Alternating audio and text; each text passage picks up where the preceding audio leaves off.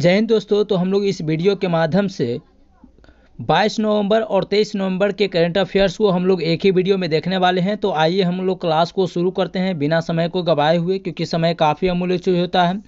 तो चलिए हम कुछ मोटिवेशनल कोट कर लेते हैं जो काफ़ी ऊर्जावान होगा। आप लोग को चेहरे पर भी मुस्कान लाएगा कि माँ तेरे पसीने की हर एक बूंद को मोती से चमकाऊंगा, माँ तेरे पसीने की हर एक बूंद को मोती से चमकाऊंगा, तू सपने बड़े देखना माँ, क्योंकि सपना पूरा करके तेरा सिर से नहीं दिखलाएगा। तो ये रहा हम लोग को आज का स्क्रीन पर मोटिवेशनल कोट। जो खैरात में मिलती कामयाबी जो खैरात में मिलती कामयाबी तो हर शख्स कामयाब होता। जो खैरात में मिलती कामयाबी तो हर शख्स कामयाब होता। फिर कदर न होती किसी हुनर की फिर कदर न होती किसी हुनर की और न ही कोई शख्स लाजवाब होता।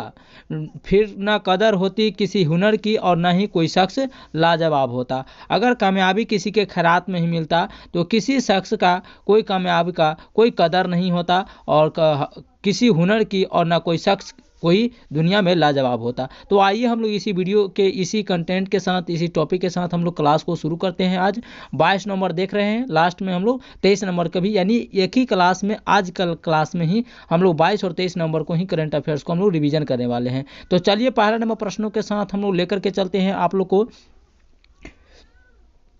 पहला प्रश्न कहता है कि जर्मन वॉच के वैश्विक जलवायु प्रदर्शन सूचकांक 2025 में भारत को कौन सा स्थान मिला है। तो ये भारत जो है वो जर्मन वॉच वैश्विक जलवायु प्रदर्शन सूचकांक में 10वें स्थान पर है। ये रिपोर्ट 2025 का है, वैश्विक जलवायु परिवर्तन सूचकांक 2025 जर्मन वॉच संस्था ने इसको जारी करता है जीवाश्म ईंधन को समाप्त के अनुसार पर। ठीक है, जीवाश्म ईंधन को समाप्त करने का प्रयास 1 से 3 रैंक तक कोई देश नहीं इसमें शामिल किया गया है। 4th स्थान इसमें डेनमार्क का है और भारत का स्थान जो है आपको 10वें स्थान पर है। 2024 में भारत 7वें स्थान पर था जर्मन वॉच वैश्विक जलवायु परिवर्तन सूचकांक 2025 में। ठीक है, तो पहला, दूसरा और तीसरे स्थान पर कोई देश नहीं है। चौथा स्थान पर डेनमार्क है और यह भारत इसमें 10वें स्थान पर, चीन इसमें 55वें स्थान पर और यूएस इसमें 57वें स्थान पर है। ये रिपोर्ट क्या है? ये रिपोर्ट कहता है कि जीवाश्म ईंधन को समाप्त करने का प्रयास 1 से 3 तक कोई देश नहीं, यानी कि इस देश को वैसा देश को आगे रखा जाता है जो जीवाश्म ईंधन है। जीवाश्म ईंधन हम उसी को कहते हैं जो पृथ्वी से निकाले जाते हैं। तो पृथ्वी से निकाले गए ईंधन को ज़्यादा से ज़्यादा खपत करने वाले देश को आगे रखा जाता है। जैसे देखा जाए तो सबसे ज़्यादा अगर इसमें देखा जाए तो डेनमार्क है, 10वां स्थान पर भारत है और इसमें जो सबसे ज़्यादा यूज करता है वही सबसे पीछे है, यानी कि जो कम यूज करता है उसको आगे कर दिया है और जो पीछे ज़्यादा यूज करता है वो पीछे है। चाइना को देखिए 55वें स्थान पर है अपने, जबकि अमेरिका को देखिए तो और इसे 2 स्थान पीछे है। ठीक है, यानी कि यही से सबसे ज़्यादा यूज करता है और यही सबसे पीछे है। तो ये रिपोर्ट थोड़ा सा हमको लगता है कि फ्रॉड है। ठीक है, आगे दूसरा नंबर पॉइंट है, हाल ही में अंतर्राष्ट्रीय सौर गठबंधन का 104वां पूर्ण सदस्य कौन बना है। ये बना है आर्मेनिया, जिसकी राजधानी थेरेवन है। क्या है? थेरेवन।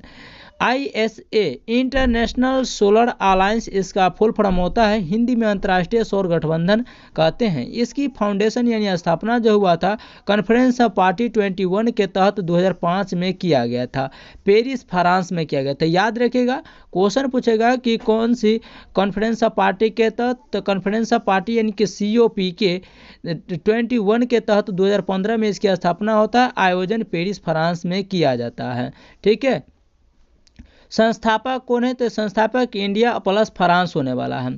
ठीक है, इसमें देखें तो 7वां सत्र इसका सम्मेलन नई दिल्ली में किया गया हो, तो इस बार सत्र जो है वो 7वां क्रम है। याद रखिएगा, अध्यक्ष इसमें इस बार भारत होस्ट है और सह अध्यक्ष जो है वो फ्रांस को रखा गया, यानी कि इंडिया प्लस फ्रांस इसमें शामिल है। इसका 104वां सदस्य आर्मेनिया को शामिल किया गया है और न्यू DG जो है इसके महानिदेशक उसे आशीष खन्ना के नाम से जानते हैं। ठीक है, चलिए क्वेश्चन नंबर 3 कहता है, हाल ही में प्रधानमंत्री मोदी को किस देश के सर्वोच्च पुरस्कार द ऑर्डर ऑफ एक्सीलेंस से सम्मानित किया गया है। तो ये गुयाना के हाईएस्ट सिविल ऑनर से सम्मानित किया गया है।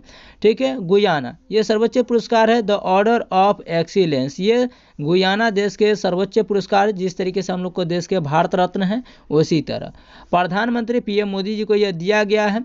कहाँ प्रदान किया गया? राजधानी जॉर्ज टाउन में, जॉर्ज टाउन जो गुयाना की राजधानी है। गुयाना जाने वाले भारतीय पीएम जो हैं वो प्रथम इंदिरा गांधी थे और यह हमारे प्रधानमंत्री मोदी जी दूसरे बन चुके हैं। यानी गुयाना जाने वाला अभी तक भारत के 2 ही प्रधानमंत्री हुए हैं। पहला इंदिरा गांधी 1968 में गई थी और दूसरा पीएम मोदी 2024 में गई है। ठीक है, आगे देख लेते हैं कि गुयाना किस महाद्वीप में है, तो ये दक्षिणी अमेरिका में है, ये भी आप लोग याद रखिएगा। आइए हम लोग देख लेते हैं कि मोदी जी को प्रसिद्ध पुस्तक क्या है। एग्जाम वॉरियर ज्योति पुंज, ये इनका प्रसिद्ध पुस्तक है। ठीक है, हम लोग देख लेते हैं कि पीएम मोदी जी भारत यानी कि जैसे कैरिकम शिखर सम्मेलन के उद्देश्य से आप गुयाना गए थे। गुयाना क्यों गए थे, आप लोग को भी मन में सवाल आएगा, पूछिएगा कि मोदी जी आखिरकार ये क्यों गए थे। तो ये गए थे कैरिकम शिखर सम्मेलन के उद्देश्य से गुयाना, और कैरिबियन देशों के समूह को कैरिक्रम कहा जाता है, ये आप लोग याद रखिएगा। कैरिकम का मतलब क्या होता है, तो जो भी कैरिबियन देश हैं उन सभी के ग्रुप को क्या बोला जाता है, कैरिकॉम बोला जाता है। वहीं पर एक सम्मेलन होने वाला था, वहां गए थे, तो वहां इन्हें गुयाना के देश के हाईएस्ट सिविल ऑनर से सम्मानित किया गया है। ठीक है, आप मान के चलिए कि यह जो है आपको दक्षिणी अमेरिका है, क्या है, दक्षिणी अमेरिका। ठीक है, यहाँ पर देखिएगा तो आपका वेनेजुएला देश है, इसकी राजधानी कराकेस है। विपक्ष के नेता साखारो पुरस्कार से यहाँ से 3 देश को सम्मानित किया गया है। यहाँ 3 देश है, गुयाना, फ्रेंच गुयाना और सूरीनाम। ठीक है, यहाँ पर आपको ब्राजील दिख जाएगा। तो पीएम मोदी जी को सर्वोच्च पुरस्कार नाइजीरिया किससे भी सम्मानित किया गया है और डोमिनिका देश से भी सम्मानित किया गया है, रिपब्लिकन से, ये भी आप लोग याद रखिएगा। अगला क्वेश्चन 4 नंबर है, हाल ही में केंद्रीय मंत्री डॉक्टर जितेंद्र सिंह द्वारा लॉन्च पहली स्वदेशी एंटीबायोटिक दवा जिसका नाम है नेफिथ्रोमाइसिन का संबंध किससे है, तो ये निमोनिया रोग से संबंधित है। ठीक है, निमोनिया ये छोटे बच्चों में देखने को ज़्यादा मिलता है क्योंकि फेफड़ा में पानी यानी लंग्स में पानी भर जाता है। नेफिथ्रोमाइसिन लॉन्च करने वाले कौन है, डॉक्टर जितेंद्र सिंह, और डॉक्टर जितेंद्र सिंह हमारे विज्ञान और प्रौद्योगिकी मंत्री हैं। भारत की पहली स्वदेशी निमोनिया एंटीबायोटिक दवा होने वाला है जिसका डोज लगातार 3 दिन तक चलाया जाता है। निमोनिया में क्या होता है, श्वसन तंत्र प्रभावित होता है क्योंकि सांस लेने में कठिनाई होती है, क्योंकि हम लोग सांस लेते हैं तो हम लोग का जो लंग्स यानी फेफड़ा होता है वो श्वसन को सोखने का कार्य करता है, लेकिन फेफड़ा में हमारा पानी भर जाता है, जम जाता है, जिसके कारण सांस लेने में दिक्कत होती है और सांस उल्टा चलने लगती है। यह जीवाणु से होने वाला रोग है, याद रखिएगा कि निमोनिया एक जीवाणु से होने वाला, बैक्टीरिया से होने वाला रोग है और यह अधिकतर बच्चों में देखा जाता है, चाहे वो किसी भी जीव जंतु का बच्चा क्यों ना हो। ठीक है, मार्केट में मिक्सनॉफ नाम से यह आने वाला है। तो मार्केट में दवाई किस नाम से, तो मिक्सनॉफ नाम के नाम से यह मार्केट में दवाई आने वाला है, याद रखिएगा। आइए हम लोग देख लेते हैं सर्वावैक्स, सर्वाइकल कैंसर जो गर्भाशय में होता है, गर्भाशय में होने वाले सर्वाइकल कैंसर को हम लोग सर्वावैक्स बोलते हैं। ठीक है, हेपेटाइटिस बी की दवा क्या है, तो हेपेटाइटिस बी की दवा है हैविसियोर। मलेरिया की दवा क्या है, कुनैन है। डीपीटी डिप्थीरिया, काली खांसी और टिटनेस जिसे डीपीटी बोला जाता है।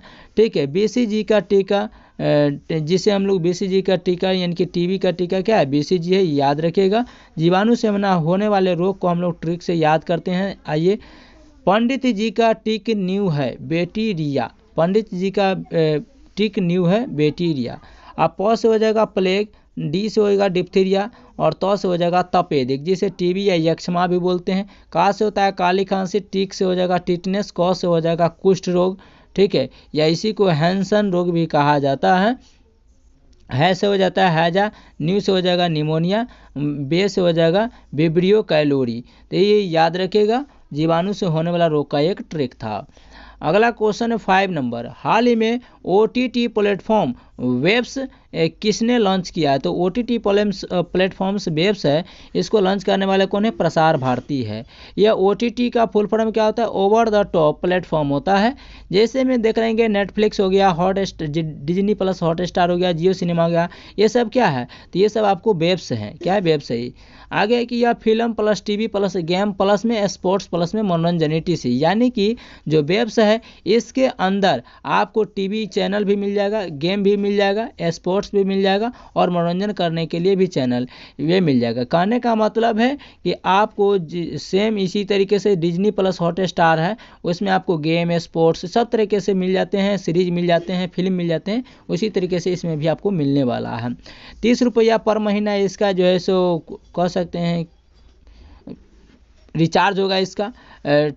टैगलाइन क्या है? Family entertainment. इसको रखा गया है कहाँ? इसको लॉन्च किया गया है, तो लॉन्च किया गया है गोवा में, और गोवा के सीएम कौन है? प्रमोद सावंत है।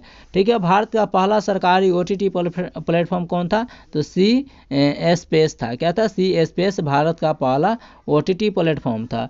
यहाँ international film festival of India 55वें क्रम का चल रहा है, उसी में इसको लॉन्च किया गया है। ध्यान रखिएगा कि गोवा में international film festival of India 55वें क्रम का आयोजन किया जा रहा है, वहीं पर इसको वेब्स को लॉन्च किया गया है। ठीक है, और लॉन्च गोवा के प्रमोद जो मुख्यमंत्री जी हैं, प्रमोद सावंत जी, इनके द्वारा लॉन्च किया गया है। 6 नंबर प्रश्न है, हाल ही में भारत ने किसे हराकर तीसरी बार महिला एशियाई हॉकी चैंपियनशिप ट्रॉफी का खिताब जीत चुका है? तो चाइना को हराकर के महिला एशियाई हॉकी चैंपियनशिप ट्रॉफी भारत जीत चुका है। होस्ट इसका मेज़बान किसने किया था? तो ये मेज़बान इस बार हो रहा था राजगीर बिहार में, आप लोग देख रहे थे। ठीक है, और इसका फाइनल जो है वो इंडिया वर्सेज चाइना के साथ हो रहा था, जिसमें से इंडिया विजेता रहा 3 बार इसका, और चाइना इसका इस बार उप विजेता रहा, और राजगीर बिहार में इसका आयोजन किया जा रहा था। बिहार के एग्जाम के लिए काफ़ी इंपॉर्टेंट भी है और सेंट्रल एग्जाम के लिए भी काफ़ी महत्वपूर्ण है। ठीक है, तो इसको याद रखिएगा। इंडिया वर्सेस चाइना के साथ हुआ था। विजेता 3 बार इंडिया रह चुका है, उप विजेता इस बार 2024 वाला उप चाइना रहा। अब 3 बार कब कब हुआ था? जैसे 2016 में इंडिया जीत चुका था, 2023 में भी इंडिया जीत चुका, और 2024 यानी कि 23-24 लगातार इंडिया विनर रहा, 2016 में भी। ठीक है, चैंपियंस ट्रॉफी विजेता भारत रहा, चैंपियंस ट्रॉफी का उप विजेता भी इसमें भी चीन रहा था, ये भी ध्यान रखिएगा। 7 नंबर प्रश्न है, हाल ही में विश्व मत्स्य पालन दिवस 2024 कब मनाया जाता है? 21 नवंबर को विश्व मत्स्य पालन दिवस 2024 को 21 नवंबर को हर साल मनाया जाता है। टैगलाइन क्या है? यानी थीम है भारत का नीला परिवर्तन, यानी ब्लू ट्रांसफॉर्मेशन ऑफ इंडिया इसका थीम है। शुरुआत 1997 में किया गया था। उद्देश्य है नीली क्रांति को बढ़ावा देने, यानी कि ब्लू इकोनॉमी। ठीक है, विश्व टेलीविजन दिवस भी 21 नवंबर को मनाया जाता है, और आविष्कार टेलीविजन का किसने किया था? JL बेयर्ड ने भी किया था, तो ये भी ध्यान रखिएगा। झींगा पालन क्या कहलाता है? गुलाबी क्रांति कहलाता है। मछली पालन पीसी क्रांति कहलाता है, और मिट्टी का अध्ययन पोडोलॉजी कहलाता है, और सांपों का अध्ययन सर्पेंटोलॉजी कहलाता है। रेशम का अध्ययन सेरीकल्चर कहलाता है, ये भी आप लोग याद रखिएगा। आइए अगला नंबर प्रश्न को करते हैं। हाल ही में स्विट्जरलैंड स्थित इंटरनेशनल माइंड स्पोर्ट्स एसोसिएशन का अध्यक्ष किसे नियुक्त किया गया है? तो ये IMSA जिसे कहते हैं माइंड स्पोर्ट्स को बढ़ावा देने के लिए इसको शुरुआत किया गया है। ये माइंड स्पोर्ट्स को बढ़ावा देने वाली संस्था है। एग्जाम्पल में शतरंज हो गया, पोकर हो गया, ब्रिज हो गया, स्पोर्ट्स गेम हो गया, यानी इलेक्ट्रॉनिक स्पोर्ट्स गेम हो गया, तो ये सब को बढ़ावा देने वाला IMSA गेम है। ठीक है, इसके अध्यक्ष जो है वो नंदन कुमार झा को नियुक्त किया गया है। मुख्यालय इसका लुसाने स्विट्जरलैंड में हो जाएगा। स्थापना इसको 2005 में हुआ है। ठीक है, IMSA, और एक माइंड स्पोर्ट्स को बढ़ावा देने वाला, यानी कि माइंड से खेलने वाले गेम को बढ़ावा देने वाला यह एक संस्था है। CAG comptroller and auditor general के अध्यक्ष के संजय मूर्ति को नियुक्त किया गया है। वहीं फिक्की के अध्यक्ष अभी हाल फिलहाल में हर्षवर्धन अग्रवाल को नियुक्त किया गया है। और CGI भारत के चीफ जस्टिस ऑफ इंडिया अभी नए 91वें क्रम के संजीव खन्ना जी बनने वाले हैं। ठीक है, 9 नंबर क्वेश्चन को देखते हैं। हाल ही में हमारा संविधान हमारा सम्मान अभियान के तीसरे क्षेत्रीय सम्मेलन का आयोजन कहाँ किया गया है? ये किया गया है असम के गुवाहाटी में। हमारा संविधान हमारा सम्मान आयोजन असम के गुवाहाटी में किया गया। इस बार इसका क्रम तीसरा है। मुख्य अतिथि यानी कि गेस्ट कौन कौन होने वाले हैं? तो श्री अर्जुन राम मेघवाल जी, और जो कानून मंत्री इसमें होने वाले हैं। फर्स्ट बीकानेर में आयोजन किया गया था, सेकंड आपको प्रयागराज में, और थर्ड आपको गुवाहाटी असम में किया जा रहा है। आइए आगे देखते हैं। संविधान सभा में सिग्नेचर करने वाले कुल सदस्य 284 थे। संविधान सभा में कुल महिला सदस्य 15 थी। इन्हीं 15 महिला सदस्य के सम्मान में पौधा लगाया गया था, और इसमें शामिल एकमात्र मुस्लिम महिला सदस्य कौन थी? बेगम एजाज वसूल थी। त्रावणकोर से शामिल एनी मस्करनी भी थी। ठीक है, ये भी आप लोग याद रखिएगा। 10वां नंबर प्रश्न, हाल ही में थॉमस ई कटर्ज का निधन हुआ है। इन्होंने किसका आविष्कार किया था? तो ये बेसिक कंप्यूटर लैंग्वेज को जैसे निर्माण किए थे। थॉमस ई कटर्ज, जिनका हाल ही में निधन हो चुका है। आविष्कार बेसिक लैंग्वेज कंप्यूटर का एक भाषा है। इसको आविष्कार करने वाले यही थे जिनका हाल ही में निधन हो गया, जिसका नाम क्या था, थॉमस ई कटर्ज। ये बेसिक लैंग्वेज, एक कंप्यूटर का भाषा, इसको निर्माण किए थे। बाइनरी सिस्टम क्या होता है, 0 और 1 होता है, याद रखिएगा। राम नारायण अग्रवाल का संबंध अग्नि मिसाइल से संबंधित है, और पीटर हिग्स का संबंध गॉड या हिग्स बोसॉन से संबंधित है। वेणुगोपाल का संबंध भारत का फर्स्ट हार्ट ट्रांसप्लांट करने वाले व्यक्ति थे, डॉक्टर वेणुगोपाल थे। आइए हम लोग राज्य दर्शन को देख लेते हैं। मध्य प्रदेश चल रहा है सीरीज हमारा। पंचमढ़ी मध्य प्रदेश में, सतपुरा की सबसे ऊंची चोटी धूपगढ़ मध्य प्रदेश में, नर्मदा नदी का उद्गम अमरकंटक के पहाड़ी से होता है, और नर्मदा नदी के किनारे जब्बलपुर शहर और भेड़ा घाट भी है, याद रखिएगा। नर्मदा नदी पर स्थित धुआंधार जलप्रपात है, ये भी ध्यान रखिएगा।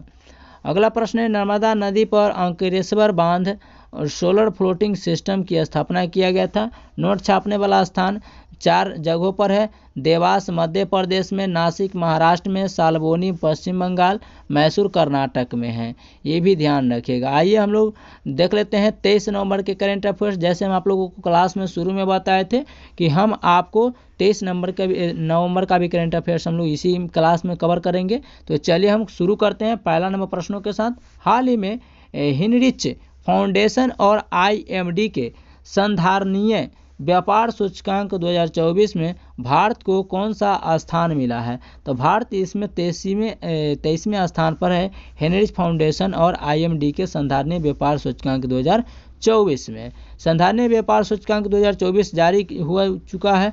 पर्यावरण को ध्यान में रख कर के जो व्यापार होता है उसे संधारणीय जैसे व्यापार कहा जाता है।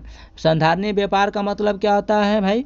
तो व्यापार को ध्यान में रख कर के, पर्यावरण को ध्यान में रख कर के जो व्यापार किया जाता है, यानी हमारे पर्यावरण को किसी भी तरीके से नुकसान ना पहुंचे, इसको ध्यान में रख कर के व्यापार किया जाता है, उसे संधारणीय व्यापार यानी सस्टेनेबल कहा जाता है।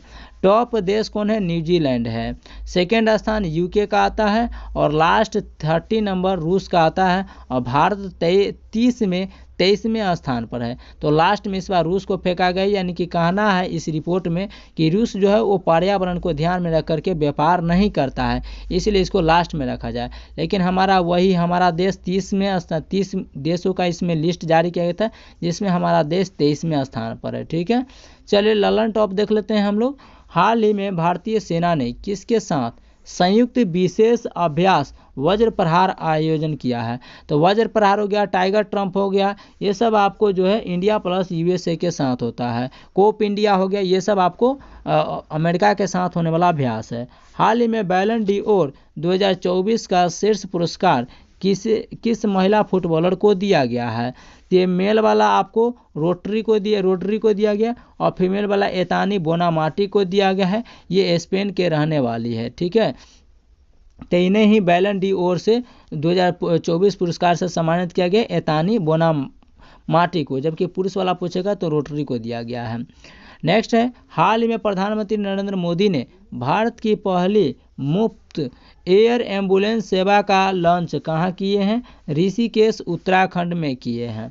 हाल ही में केंद्रीय मंत्री पीयूष गोयल ने, ध्यान रखिएगा कि कौन मंत्री हैं? केंद्रीय मंत्री पीयूष गोयल ने एक जिला एक उत्पाद दीवार का उद्घाटन कहाँ किया है? एक जिला एक उत्पाद दीवार का उद्घाटन सऊदी अरब में किए। कहाँ पर? सऊदी अरब में।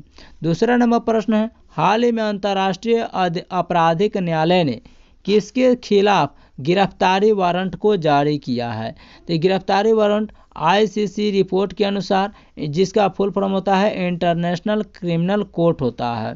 ठीक है, जिसे अंतर्राष्ट्रीय आपराधिक न्यायालय कहा जाता है।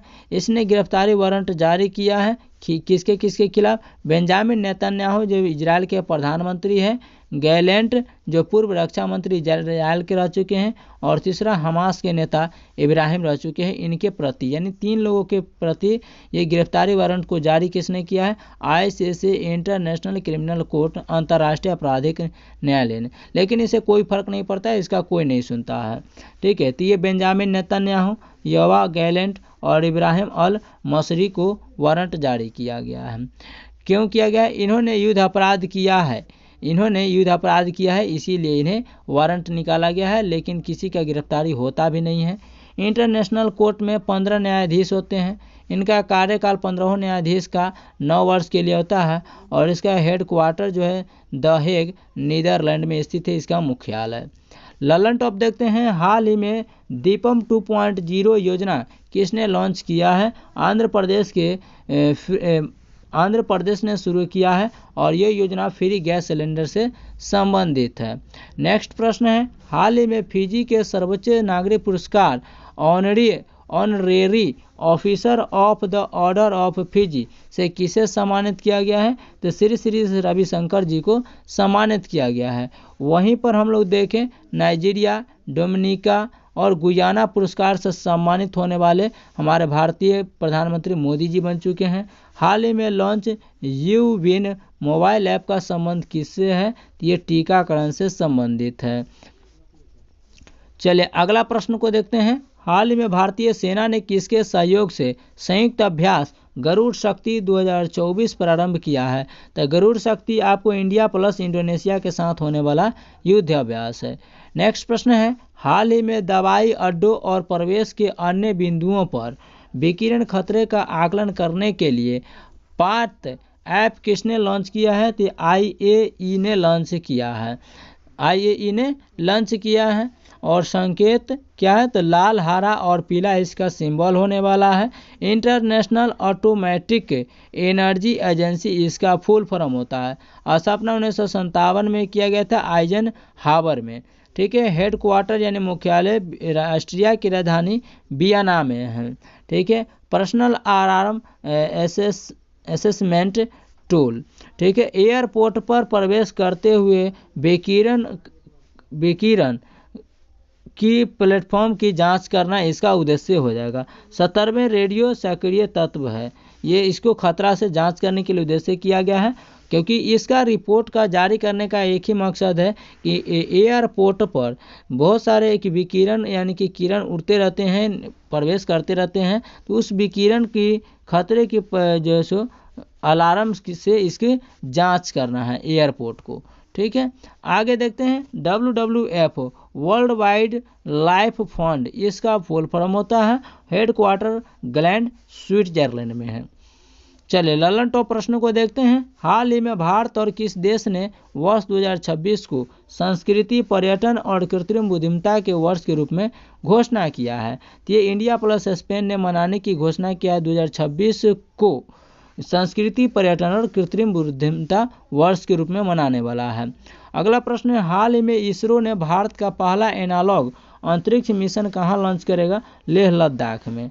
पहला एशियाई बौद्ध शिखर सम्मेलन कहाँ होगा? न्यू दिल्ली में। हाल ही में अंतर्राष्ट्रीय मस्तिष्क अनुसंधान संगठन का अध्यक्ष बनने वाले विकासशील देश की पहली महिला वैज्ञानिक कौन है? ये शुभम तोले हैं। चलिए अगला क्वेश्चन नंबर 4 है, हाल ही में RBI ने पड़ोसी देश के साथ स्थानीय मुद्राओं यानी INR और MVR में सीमा पर लेन देन के लिए समझौता किया है? तो ये मालदीव। INR यानी इंडियन करेंसी और MVR यानी कि मालदीव। तो ये समझौता किया गया है कि अगर मालदीव के साथ व्यापार होता है तो ये इंडिया व्यापार करेगा मालदीव के रुपया MVR में और मालदीव व्यापार करेगा तो INR यानी कि इंडियन करेंसी और मालदीवियन करेंसी में यह जो है व्यापार होने वाला, यानी यहाँ पर डॉलर का यूज नहीं होगा।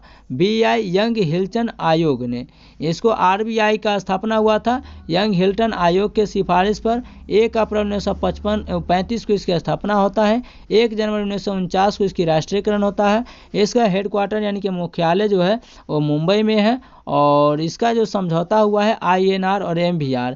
INR यानी इंडियन रुपया और मालदीवियन रुपया के बीच समझौता हुआ है, व्यापार होगा अब इंडियन रुपया में और मालदीवियन रुपया में। यहाँ पर डॉलर का यूज नहीं होगा। यहाँ पर लेन देन में स्थानीय मुद्रा का उपयोग करने वाले हैं। आइए हम लोग आगे देखते हैं, नेपाली सेना ने भारतीय सेना का प्रमुख उपेंद्र द्विवेदी को मानद जनरल रैंक प्रदान किया गया है। याद रखिएगा मुद्रा क्या है इसका? तो निगुल ट्रम। भूटान की मुद्रा क्या है? निगुल ट्रम है।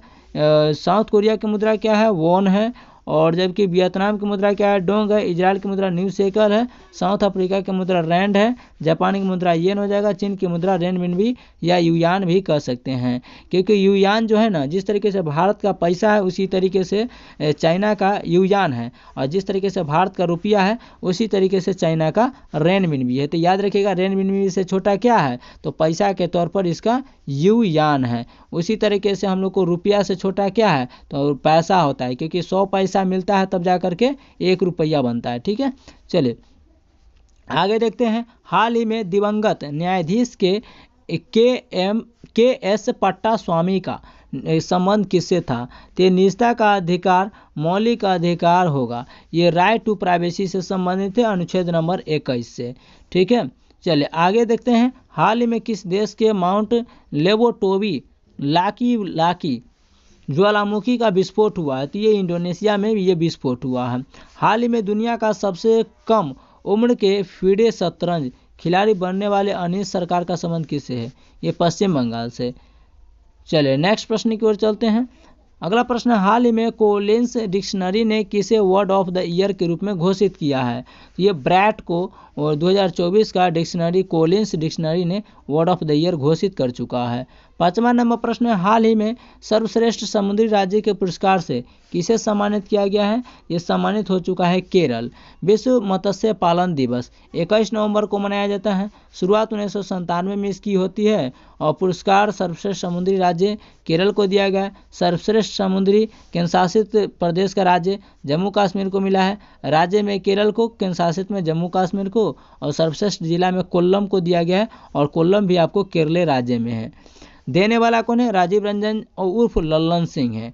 ठीक है, चलिए अगला प्रश्न की ओर चलते हैं, लल्लन टॉप की ओर। हाल ही में सूचना के अधिकार संग्रहालय की आधारशिला कहाँ रखी गई है? ब्यावर राजस्थान में।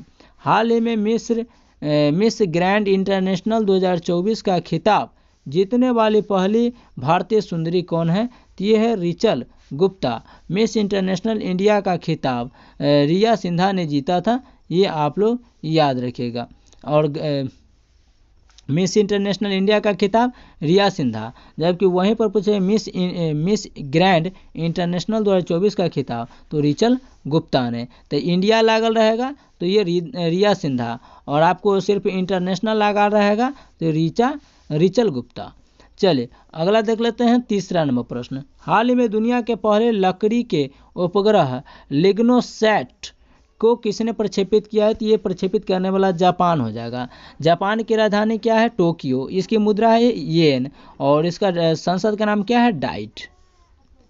चलिए अगला प्रश्न है, हाल ही में वर्ष 2025 के ऑस्कर के लिए शॉर्ट फिल्म श्रेणी में नामांकित sunflower where the first ones to know, इसका संबंध किस भाषा से है? तो ये कन्नड़ भाषा से यह शॉर्ट फिल्म है।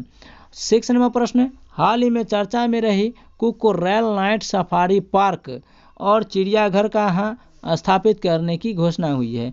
ये उत्तर प्रदेश में कुकोरैल नाइट सफारी पार्क और चिड़ियाघर स्थापित होंगे। कुकोरैल नाइट सफारी स्थापित लखनऊ नवाबों की नगरी उत्तर प्रदेश में स्थापित होगा। देश की पहला नाइट सफारी होगा। 2026 में इसकी शुरू होगा। नाइट सफारी क्या है? मतलब जैसे चिड़ियाघर होगा और वहाँ पर बहुत सारे जो होंगे टाइगर, बाघ, चीते होंगे, और लोग जो होंगे वो पिंजरे के अंदर होंगे। क्या होंगे? शेर और लायन, चीता, जितने भी जंगली जानवर होते हैं वो बाहर घूमते रहेंगे, और लोग इसमें एक सफारी के तौर पर एक बंद कह सकते हैं जालीनुमा बक्सा होगा, उसमें लोग बंद रहेंगे। ठीक है, चलिए अगला है, हाल ही में छठ पूजा त्यौहार कहाँ आरंभ हुआ है? तो ये तो बिहार का महान पर्व है, महापर्व है। हाल ही में यूएसए के 47वें क्रम के राष्ट्रपति डोनाल्ड ट्रंप बनने वाले हैं। इनका 20 जनवरी को शपथ ग्रहण होने वाला है। ठीक है, अक्टूबर 2024 के हेनले पासपोर्ट इंडेक्स 2024 में भारत को कौन सा स्थान मिला है? तो 83वें स्थान पर है, जबकि एशिया पावर इंडेक्स में भारत को 3rd स्थान मिला है। याद रखिएगा कि यूएसए के 47वें क्रम के राष्ट्रपति डोनाल्ड ट्रंप बनने जा रहे हैं।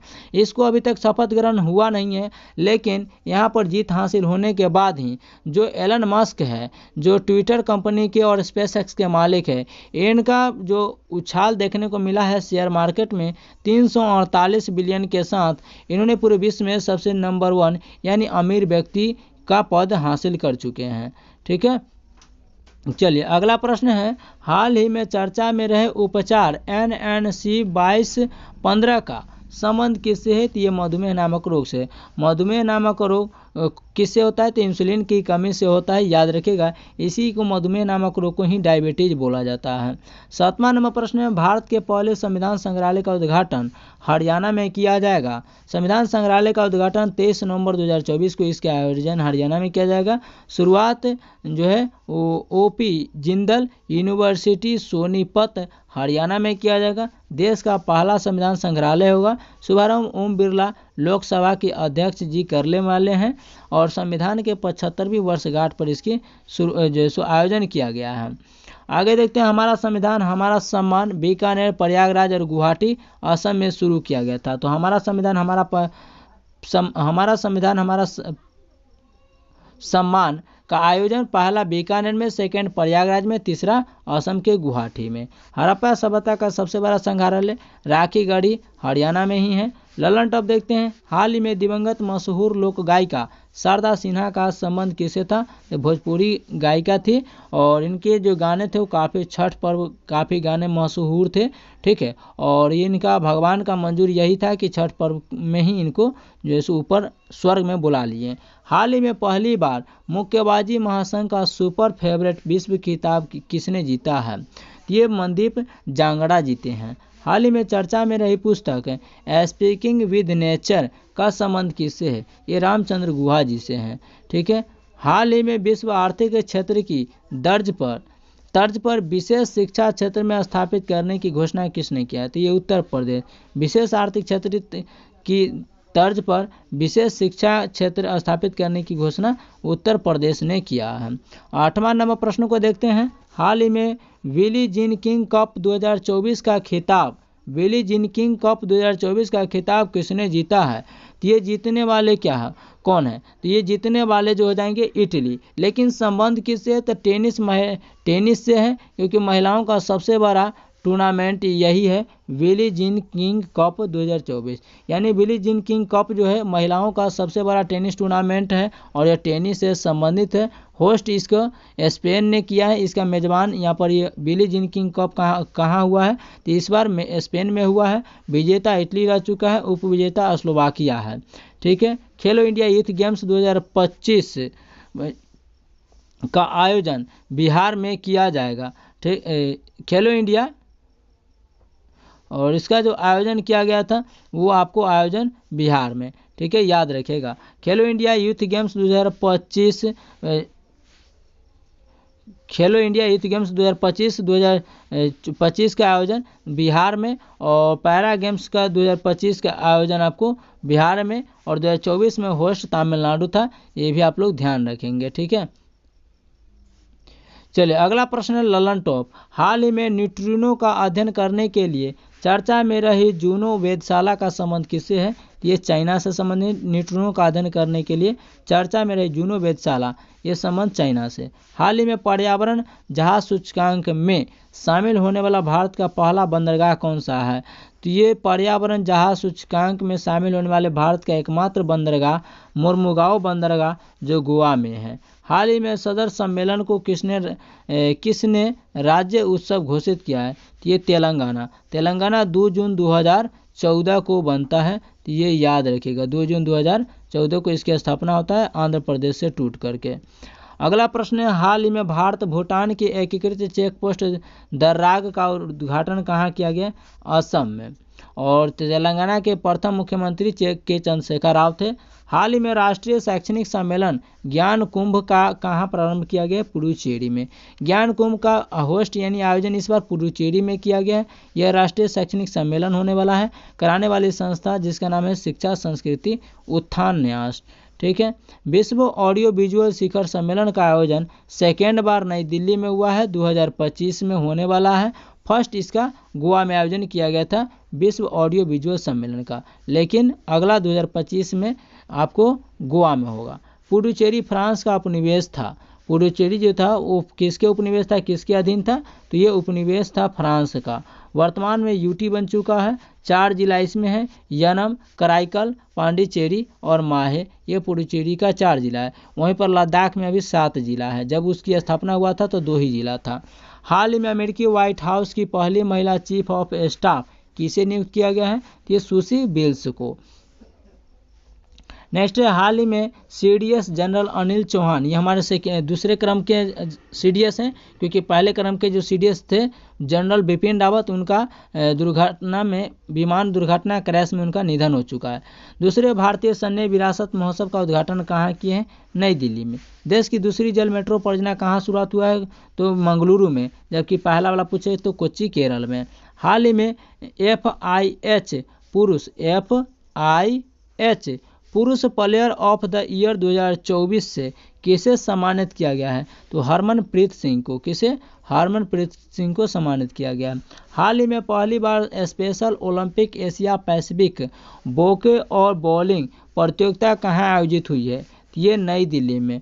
होस्ट इसका नई दिल्ली होगा। शामिल इसमें 12 देश हैं। खिलाड़ी 81 एथलीट इसमें शामिल होने वाले। शुभारंभ जगदीप धनकर ने इसकी शुरुआत की है, और जगदीप धनकर हमारे भारत के वर्तमान में जो कह सकते हैं कि वॉइस राष्ट्रपति है, ठीक है, यानी उपराष्ट्रपति। झूलन गोस्वामी स्टैंड की स्थापना ईटन गार्डन स्टेडियम कोलकाता में हुआ है। लल्लन टॉप देखते हैं। हाल में संयुक्त राष्ट्र जलवायु परिवर्तन सम्मेलन को फ्रेंसम 29 कहाँ प्रारंभ हुआ है, तो बाकू के अजरबैजान में।